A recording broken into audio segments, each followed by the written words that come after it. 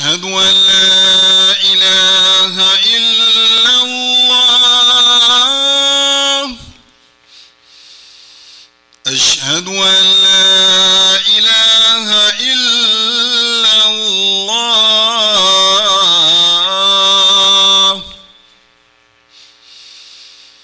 أشهد أن محمدًا رسول الله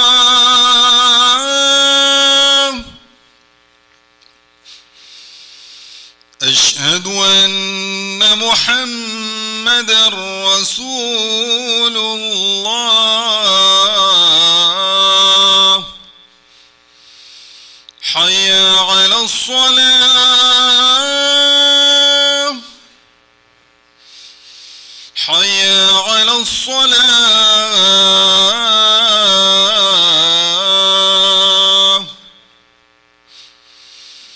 حي على الفلاح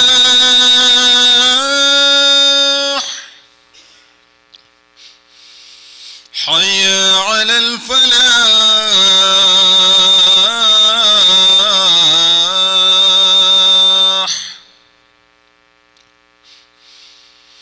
الله أكبر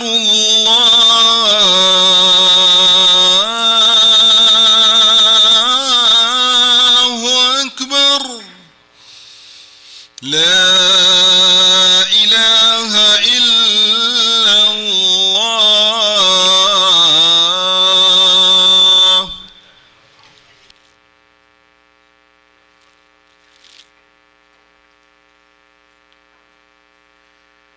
إن الحمد لله نحمده ونستعينه ونستغفره ونؤمن به ونتوكل عليه ونعوذ بالله من شرور أنفسنا ومن سيئات أعمالنا من يهد الله فلا مضل له ومن يضلل فلا هادي له ونشهد أن لا إله إلا الله وحده لا شريك له ونشهد أن سيدنا ومولانا محمدا عبده ورسوله أما بعد قال الله تبارك وتعالى في كتابه العزيز وأعوذ بالله من الشيطان الرجيم يا أيها الذين آمنوا كتب عليكم الصيام كما كتب على الذين من قبلكم لعلكم تتقون.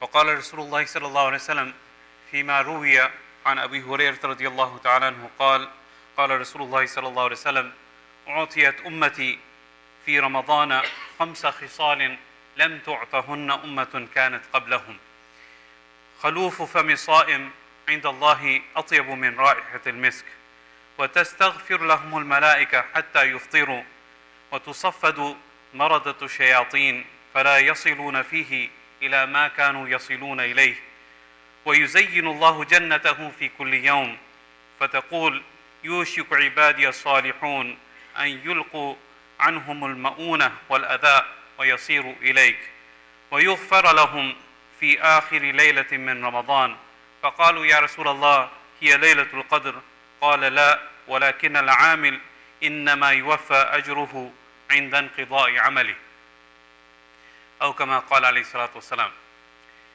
My dear respected elders, brothers and sisters, first of all, I know you're wondering why I'm doing the khutbah here. Probably most of you know that I have a foot injury, so it's difficult for me to climb up the stairs. So for this time, inshallah, I'm just doing the khutbah down here, inshallah. There's from a fiqhi or shari perspective, inshallah, there's nothing wrong with that. Today's khutbah, inshallah, is going to be about the upcoming month of Ramadan. And we say this every single year, that many people that were here with us last year, they are not here last year. And in many cases, the majority of them, the younger ones at least, they didn't realize that that would be their last Ramadan. So it really is incumbent upon us, it's obligatory upon us to think that this coming Ramadan may be the last Ramadan that I ever get the opportunity to benefit from. And therefore, I should do the best that I can to benefit from this time of reward, from this time of getting close to Allah subhanahu wa ta'ala, from this time of getting the taqwa of Allah subhanahu wa ta'ala. I should do the best that I can. There's a hadith in which the Prophet ﷺ was approached by a Sahabi who said, Ya Rasulullah, I saw in my dream 2 brothers.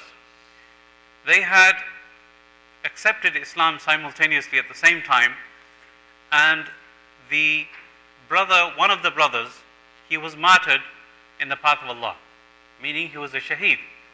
And the other person, he died a natural death a year or so later. And yet in my dream, I saw that the person who died later, but died a natural death, he actually entered into paradise quicker and sooner than the person who died as a martyr, as a shaheed. So the Sahabi was astonished that how could it be that a person who dies as a shaheed, he goes to Jannah later than the person who dies a natural death. So the Prophet ﷺ said, why are you being astonished? Don't you see, don't you realize that this person who died a year later, he got the opportunity to worship Allah subhanahu wa ta'ala for one more year. He got the opportunity to pray for one more year. He got the opportunity to fast an extra month of Ramadan. He got an extra opportunity to make more istighfar and to get close to Allah subhanahu wa ta'ala one more year than the person who died earlier.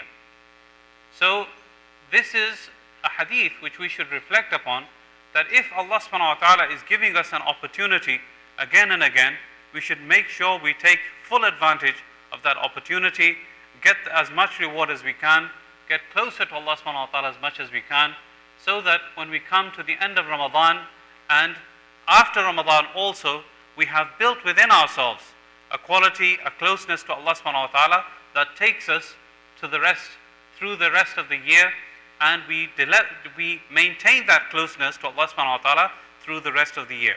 Ramadan itself is not the objective. Fasting itself is not the objective. Staying hungry and thirsty and dieting is not the objective. The objective is to get taqwa in our lives, to change our lives for the better, so that we become better than we were before the month of Ramadan. That is the purpose. And that is what Allah subhanahu wa ta'ala says in a very famous verse which we've heard many, many times over. Allah subhanahu wa ta'ala says, Ya ayyuha alladhina amanu kutiba alaykum as-siyam kama kutiba ala alladhina min qablikum la'allakum tattaqun. O people of Iman, fasting has been written for you. Written for you meaning it's been obligated upon you. It is a fard upon you, as it was made fard upon the people that came before you. So the previous nations also had different aspects or different types of fasting. So this ummah was given this obligation of fasting, and then Allah subhanahu wa ta'ala says right at the end of the ayah, لَعَلَّكُمْ تَتَّقُونَ, so that you can get the taqwa, you can gain the taqwa of Allah subhanahu wa ta'ala. So what is taqwa? What is this taqwa and what is this word that we hear all the time?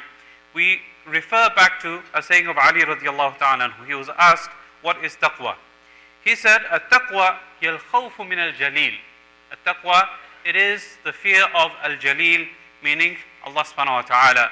وَالْعَمَلُ بِالتَّنْزِيلِ. It is practicing upon the tanzil, meaning the revelation, the Quran that Allah subhanahu wa ta'ala has sent down upon us. وَالْقَنَاعَةُ بِالْقَلِيلِ. And being satisfied with what Allah subhanahu wa ta'ala has given us, even though that may be little.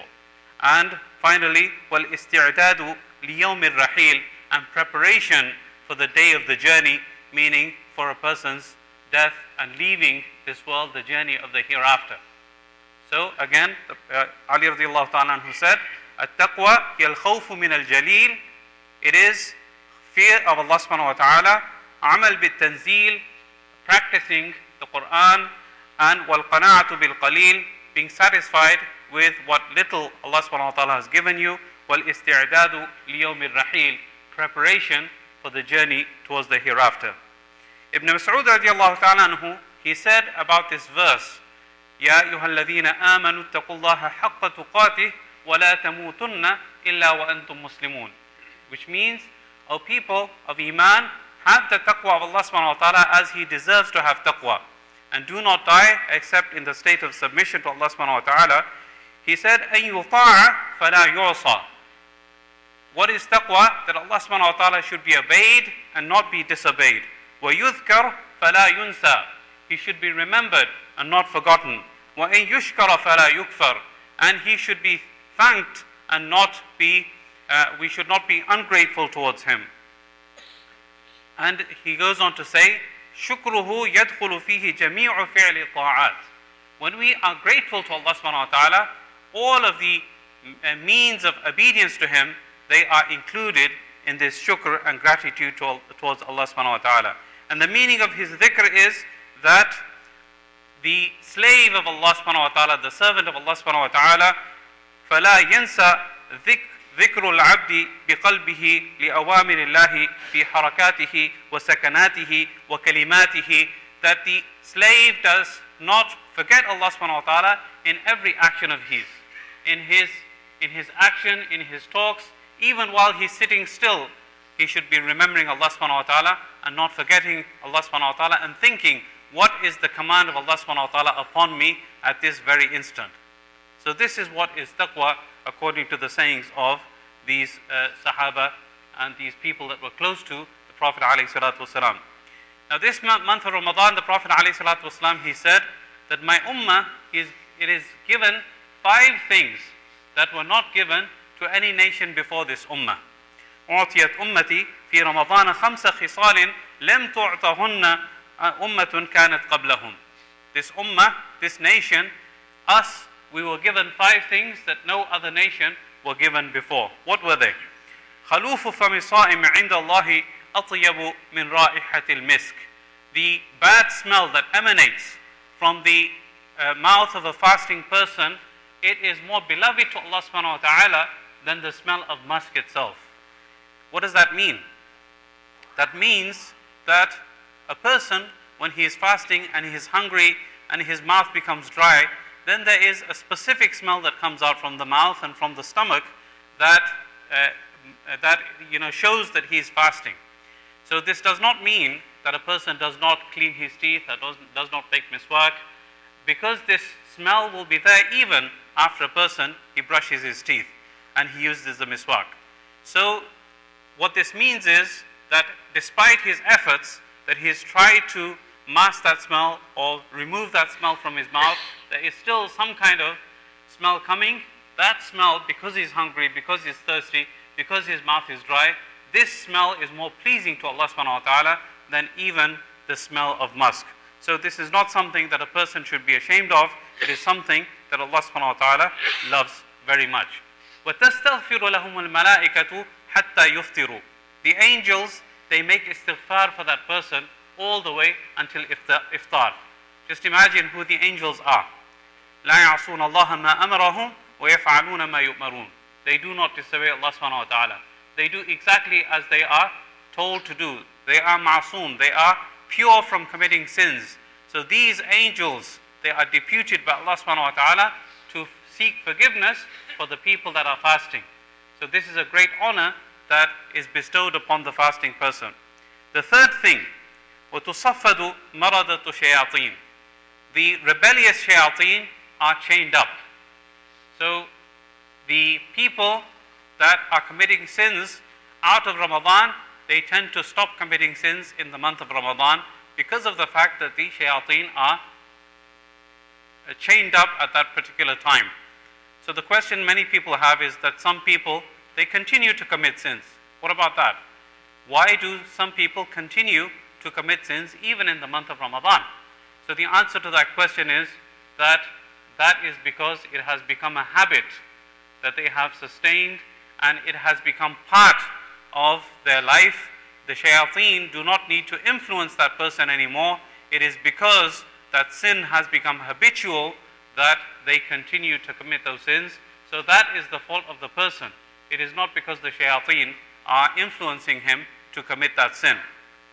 And the second answer to the question is that the rebellious shayateen, or the most rebellious of the shayateen, are actually they are chained up, they are imprisoned, but the minor shayateen are still walking around, and also the shayateen from the humans. There are also shayateen from humans that can influence a person negatively. So they also can be negatively influencing a person. Bad company, bad friendship, that can also influence a person and make him turn towards bad. So because of that, a person can indulge in sin. But otherwise, Allah subhanahu wa ta'ala makes it easy for us if we want to. And if we are inclined towards getting that taqwa, and if we are inclined towards getting closer to Allah subhanahu wa ta'ala, then Allah makes it easy for us by imprisoning those shayateen so that they cannot influence us in the month of Ramadan. So the hadith goes on to say, فَلَا يَصِلُونَ فِيهِ إِلَى مَا كَانُوا يَصِلُونَ إِلَيْهِ. So in the month of Ramadan, the shayateen cannot reach the situations or the influence that they had before the month of Ramadan. And then Allah subhanahu wa ta'ala, He beautifies the Jannah for the fasting person. وَيُزَيِّنُ اللَّهُ جَنَّتَهُ فِي كُلِّ يَوْمٍ. Allah subhanahu wa ta'ala beautifies the Jannah for a person every single day. Allah subhanahu wa ta'ala beautifies it. Just like special guests are coming to our house, our parents are coming after many years, they've never seen our house. How much do we make an effort to make sure that the house is clean, it's smelling nice, the bedrooms that have been allocated for them, they are nice and clean, it's easy for them to get in and out, everything is there in the bathroom for them in terms of soaps, the shampoos, the towels, and everything is ready. In that way, Allah subhanahu wa ta'ala beautifies the Jannah for the fasting person, that the fasting people are going to enter you and they are going to come to you. So Allah subhanahu wa ta'ala beautifies the Jannah for them, and He says to the Jannah itself, Allah subhanahu wa ta'ala says to the Jannah, يُوشِكُ عِبَادِيَ الصَّالِحُونَ أَن يُلْقُوا عَنْهُمُ الْمَؤُونَةَ وَالْأَذَى وَيَصِيرُوا إِلَيْكَ. It's very close that my pious slaves are going to throw aside the shackles of the world, the difficulties that they're in, and the hardships that they're enduring. They're going to throw them aside and they're going to enter into you, O Jannah. So that is why Allah subhanahu wa ta'ala beautifies the Jannah every single day. And the final thing that is mentioned in this hadith is وَيُغْفَرُ لَهُمْ فِي آخِرِ لَيْلَةٍ مِّن رَمَضَانٍ. In the last night of Ramadan, they are forgiven for everything. All the sins are forgiven on the last night of Ramadan. So what does this say to us? It means that right from the beginning to the end, we have to continue to make that effort. What tends to happen is everyone is very eager and very excited at the beginning of Ramadan. The masjid is full and everybody is thinking, yes, I'm going to make sure that I'm going to make this the best Ramadan possible. And then after a week, people start getting a little bit lazy and the attendance of the masjid gets a little bit less, and then they kind of forget all of the intentions that people had made before, and they start dragging towards laziness. What this hadith is telling us is that a person really needs to make an effort right through the month of Ramadan, so that on the last night of Ramadan, Allah subhanahu wa ta'ala, He gives them this reward of forgiveness. So the Sahaba, they said, Ya Rasulullah, this last night in which Allah subhanahu wa ta'ala forgives the sins of the slaves, is this Laylatul Qadr? The Prophet ﷺ said, no. Laylatul Qadr is separate. So if a person gets the reward for Laylatul Qadr, that is something completely separate. But this night, the last night of Ramadan, it is something separate. The Prophet ﷺ said, لا ولكن العامل إنما يوفى أجره عند انقضاء عمله. The person who works, a laborer, when he finishes his job, he gets paid. So the person, he's finished his job, he completed it properly, and he completed it 100%. So obviously Allah subhanahu wa ta'ala, He is going to reward the person at the end of the month of Ramadan by completely giving him the reward that he is entitled to at that time, just like a laborer gets his wages when he finishes his work. So this is in addition to, above and beyond Laylatul Qadr, that we should all be trying to strive for. As the Prophet Allah subhanahu wa ta'ala says, Laylatul Qadri khayrun min alfi shahr. Laylatul Qadr is better than the reward of 1,000 months, 80 years of worship that a person gets for Laylatul Qadr, which is a separate reward. So basically what we need to be making sure of is to work upon ourselves from two perspectives. Two perspectives. One is our relationship with Allah subhanahu wa ta'ala, which we've been talking about up until this time. And part of taqwa, in addition to that relationship with Allah subhanahu wa ta'ala, is also our relationship with other people. This is very important indeed. Many people don't understand that a human if he wants to be obedient to Allah subhanahu wa ta'ala, it is not just his worship that makes him close to Allah. It is his relationship with the people around him that also influences what is going to happen to him in the hereafter, because he'll be held accountable for his interaction with the people around him, his interaction with his relatives, his interaction with his neighbors, his interaction with his community members, his interaction with his parents. So he will be questioned about all of these things. Generally speaking, when a person is fasting, a person tends to get grouchy. I didn't have my coffee in the morning, so I have a headache. So somehow that entitles me to just be ratty with everyone and just shout at everyone and tell people, leave me alone and don't bother me. So that's the kind of attitude that we need to control. That's not something that what we're supposed to be doing. There's a hadith in which the Prophet ﷺ said that whoever is fasting, فَلَا يَرْفُثْ وَلَا يَسْخَبْ, that a person, he should not be committing sins and he should not be shouting at people, not be argumentative. And if anybody tries to argue with him and tries to cause trouble with him, he should back off immediately and he should say, Ana sa'im, I am fasting. I do not want to get into any argument. I do not want to ruin my fasting. I do not want to destroy my good deeds. I am fasting, therefore I'm going to back out. I'm not going to indulge in this argument with you. I am going to back out, and as-sa'im, as the hadith says. So we need to make sure that our relationships with people are also implemented.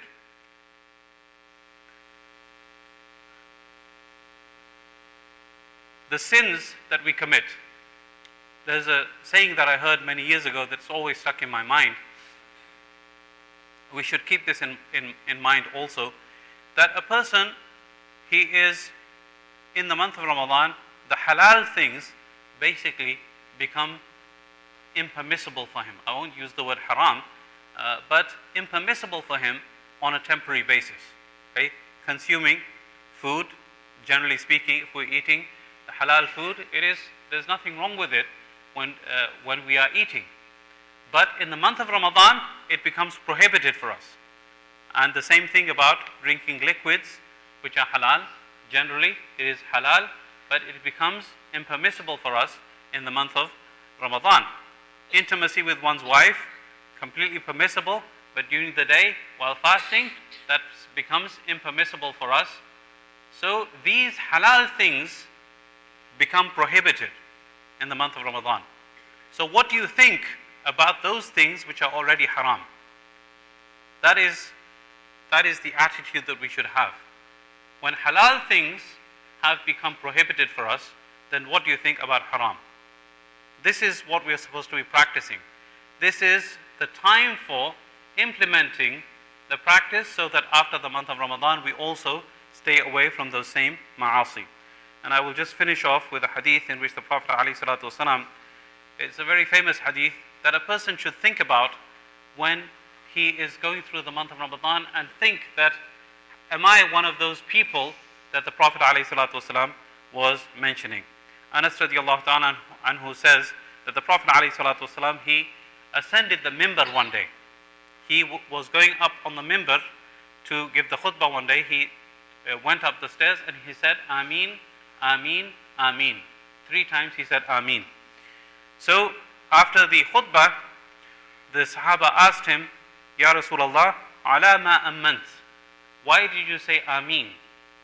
We didn't see anything, we didn't hear anything, but it seemed like you were saying Ameen to a particular dua.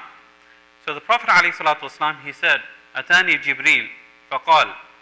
Jibreel alayhi salam, the angel, came to me and he said, Ya Muhammad, raghima anfu rajulin dhukirta indahu falam yusalli alayk. Sallallahu alayhi wa sallam. May Allah subhanahu wa ta'ala curse the person, or may that person be cursed, or may he be disgraced, in front of whom your name is mentioned, O Prophet of Allah, and that person doesn't make salawat upon you. So, and Jibreel alayhi salam told the Prophet alayhi salatu wasalam, Qul Ameen, say Ameen. قُلْ آمين. He commanded him to say Ameen. So the Prophet ﷺ, he said Ameen. And then the second dua that Jibreel ﷺ made was رَغِمَ أَنْفُ رَجُلٍ دَخَلَ عَلَيْهِ شَهْرُ رَمَضَانِ ثُمَّ خَرَجَ فَلَمْ يُغْفَرْ لَهُ. May that person be disgraced upon whom the month of Ramadan enters and he goes through the month of Ramadan and he wastes it to such a degree that he is not forgiven from his sins. And what it seems like is that the default for a human being, the default for a Muslim should be forgiveness. This should be the normal course of affairs. It's not something which is rare or extraordinary or something that a person should not expect. The expected course of events is that a person, if he is working hard, if he is doing what he is supposed to be doing in Ramadan, the normal thing should be that he is forgiven. And it's abnormal for him not to be forgiven. So Jibreel Islam made this dua for the person that it's so strange for a person to be going through the month of Ramadan, he is not forgiven, surely he must be a disgraced person. So then again he told him, Qul Ameen. The Prophet ﷺ said, Ameen. And the third thing, we have probably youngsters here out of college and school, think about what Jibreel Islam is saying here, رَغِمَ أَنْفُ رَجُلٍ أَدْرَكَ وَالِدَيْهِ أَوْ أَحَدَهُمَا فَلَمْ يُدْخِلَاهُ الْجَنَّةِ قُلْ آمين. May that person be disgraced who finds his parents or even one of them in old age and they don't enter him into paradise. They don't enter him into paradise, meaning because of him serving them and because of him not serving them and because of them not making dua for him, he does not enter paradise. This person surely is disgraced. So if our parents are old and they need us from time to time, they need financial assistance from us from time to time, they need us to visit them from time to time, especially if they're living in a different country from here, we should make every opportunity that we can to try to visit them. This is part of their right. And the person who does not enter Jannah by serving them, as the Prophet ﷺ said Ameen to the dua of Jibreel ﷺ, we should make dua that we are not from amongst those people. But the point that we are talking about here is the month of Ramadan and the fact that this is a golden opportunity for us to get the forgiveness of Allah subhanahu wa ta'ala. We should not lose this opportunity. And if we do, then surely we are disgraced, because Jibreel alayhi salam, the closest angel to Allah subhanahu wa ta'ala, is making the dua, and the Prophet alayhi salatu wasalam is saying Ameen to that dua. How much of a disgrace is it for that person to lose this opportunity, this blessed opportunity to get close to Allah subhanahu wa ta'ala at this time, to get his forgiveness? Surely that person must be disgraced. I pray that Allah subhanahu wa ta'ala gives us tawfiq to understand and practice what has been said and heard, and gives us tawfiq to benefit as much as we can from this upcoming month, and makes us from amongst those people that are forgiven at the end of the blessed month of Ramadan. أقول قولي هذا وأستغفر الله لي ولكم ولسائر المسلمين فاستغفروه إنه هو الغفور الرحيم.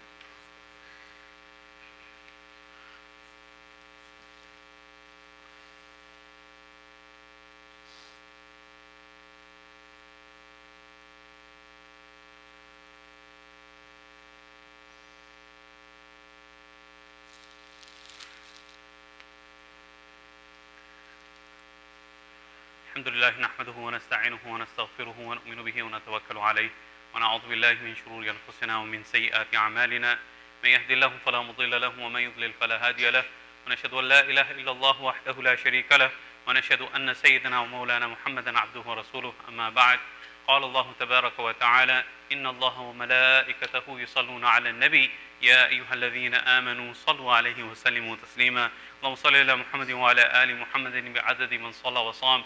اللهم صل على محمد وعلى آل محمد بعدد من قعد وقام. وصل على جميع الأنبياء والمرسلين وعلى الملائكة المقربين وعلى عباد الله الصالحين برحمتك يا أرحم الراحمين. اللهم أعز الإسلام والمسلمين، اللهم أذل الشرك والمشركين، اللهم انصر الإسلام والمسلمين، اللهم انصر من نصر دين محمد صلى الله عليه وسلم وجعلنا منهم، واخذل من خذل دين محمد صلى الله عليه وسلم ولا تجعلنا معهم. اللهم انصرنا ولا تنصر علينا، اللهم امكر لنا ولا تمكر علينا، اللهم زدنا ولا تنقصنا، اللهم آتنا ولا تحرمنا.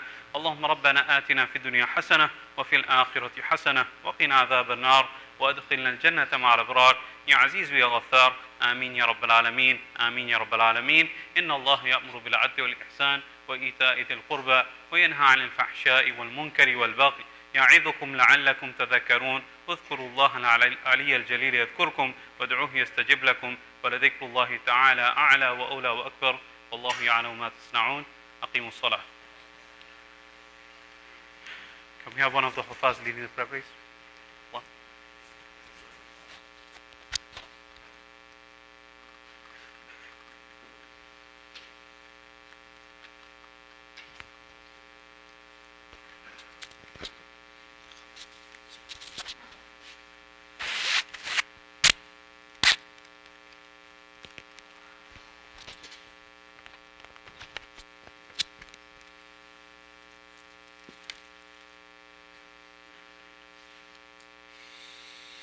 الله أكبر الله أكبر. أشهد أن لا إله إلا الله. أشهد أن محمدًا رسول الله. حي على الصلاة حي على الفلاح. قد قامت الصلاة قد قامت الصلاة. الله أكبر الله أكبر. لا إله إلا الله.